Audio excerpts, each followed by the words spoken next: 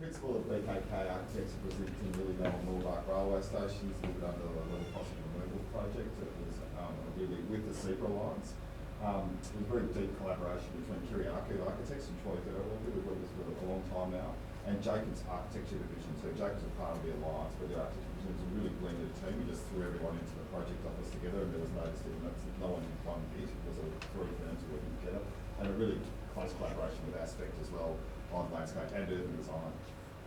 We'd like to acknowledge the Wurundjeri, and that both of these stations are located on Wurundjeri land.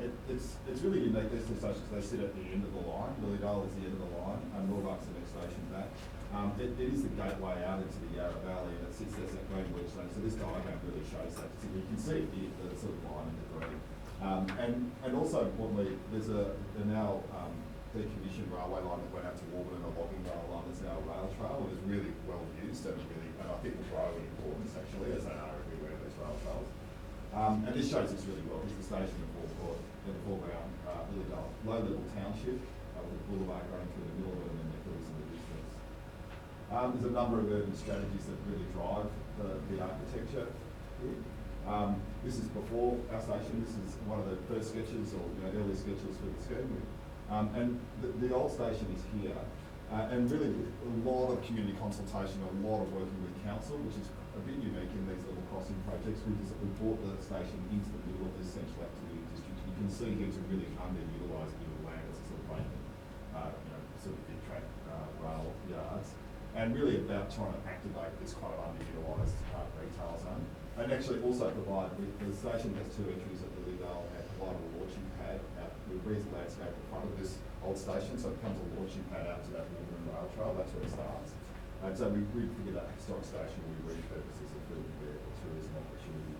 And this diagram here shows that really clear, the old station being put into the little rail viaducts go through, and the undercrop becomes that point of activation into that retail. It also becomes a really important gateway to the Yarra Valley. If you've been out there, you sort of come down the hill and you hit that boulevard, and you kind of do something in the sort of country town. Also a gateway into Melbourne, going the other way.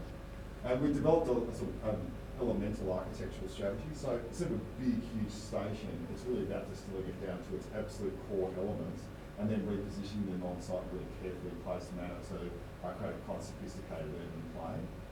And then those little elements are then repurposed back at Mooroolbark in slightly different configurations, a different condition, which provide a line-wide identity to the project. So they're twins, they look a little bit similar, but they're not the same.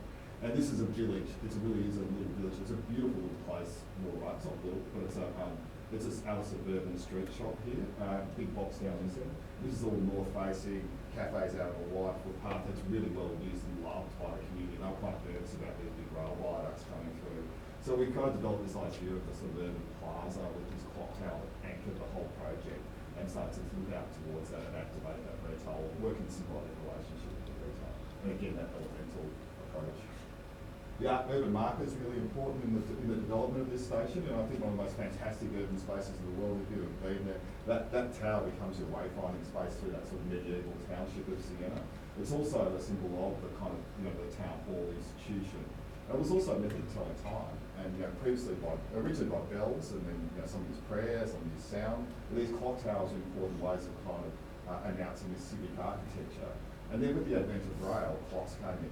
So, when we need to break down time. So it's an important relationship back to rail as well. And ours is an idea of a contemporary clock tower. It's got an artwork at the top of it. It's got a 4-metre high screen. I'll come back to the artwork. But a really important way of defining the stations themselves, and particularly with that sort of disaggregated approach to the architecture. And in a similar but very different way to say the GPO in Melbourne, it's a way of kind of providing that anchor point. And as you kind of move around the station, the landscape's really young here. This would be landscape. There's an SUP that runs through, a bus interchange, and then the strip shop on the right. And as you move into the station, it becomes a wayfinding element that pulls you back up to it. So there's a real distinct lack of signage within the station. It's a way of kind of intuitively pulling you up to the platform level. It's also a lift core. So it's working up. And as you move back from the station, it becomes this sort of omnipresent kind of wayfinding device, but also the sort of friendly giant. We think it's been nicknamed the Black Minion by the locals, which we love. They really kind of adopted it. And I'll come back to that.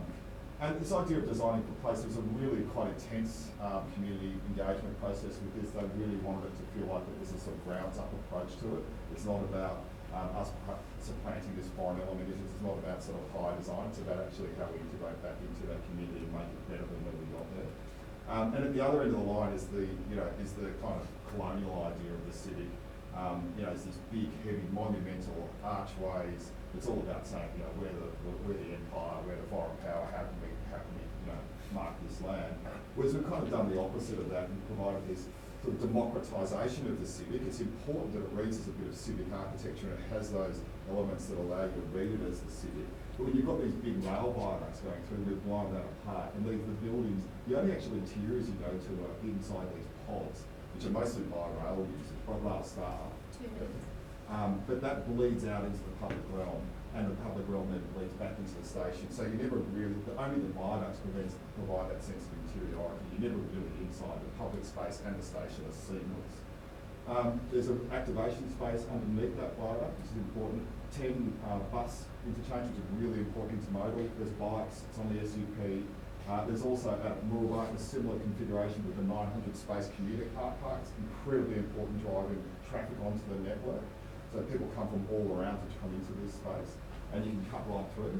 And you can see it here in how it works. I mean, there's only a tap on here, but you can sort of just cut through the station underneath, ticket in here, but you can catch the bus and jump onto another bus at the other side, or go up to the station itself. And the same thing happens at Mooroolbark where you get that connection through. Materiality is really important. This was really driven from community grounds up approach of stone, of something sort of naturally occurring, really juxtaposed against these heavy engineering, industrialised elements.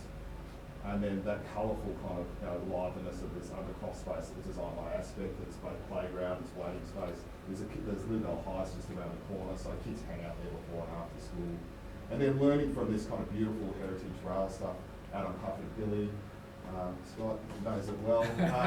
Taking these great trestle bridges, there's just great functionality of those, but they provide, what's often missing in these station projects on the LX program is the platforms. They quite often fall down. So I was actually celebrating that, actually providing that identity, because the platform is just as much a part of the public realm as the ground plane is. So it's important that it reads like that when you go past on the train. And then celebrating new engineering like these ETFE routes that provides light and a sense of grandeur as you move through into the station, and a really natural, again, a natural wayfinding. You can see the stone on the right there. It's exactly the same stone, different masons at each station, so they have a slightly different personality. You can see the hand of the humans, which is great. And then this integrated artwork, which is Refik Anadol, he's a Turkish-born American artist. It was an international competition. It's connected to a wind sensor on the platform, and an algorithm changes the patination of it, so it's responding to